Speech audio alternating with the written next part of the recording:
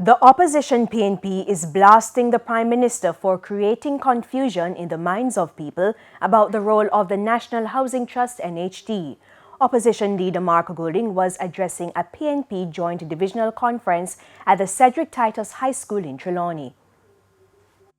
Prime Minister Andrew Holness has been under fire since he stated that the NHT is not a charity institution but a business.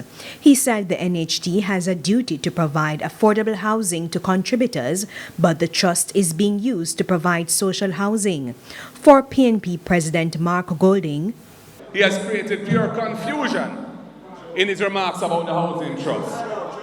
What is he really saying is going to happen to the housing trust?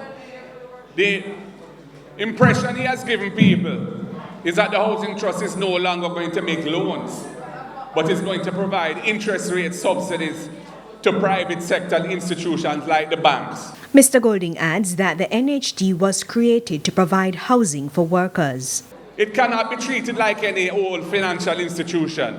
It has a development objective and mandate by law, and the People's National Party will stand up to protect the National Housing Trust because it is a great institution built out of progressive thinking. Turning to the rising cost of living, the PNP president again called on the government to cap the fuel tax to reduce the price of fuel and, by extension, petrol and electricity costs.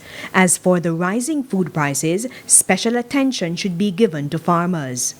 The government should be putting subsidies on the key agricultural inputs to support the farmers and let them produce. We know that with this war in Ukraine, the supply of grain, that is wheat that make flour, corn, agricultural chemicals and fertilizer, all of those things, the price has gone high and high and high. As part of the Grow Smart, Eat Smart campaign to increase Jamaica's food security, Agriculture Minister Pernell Charles Jr. announced the government would be aggressively pursuing plans to produce organic fertilizer.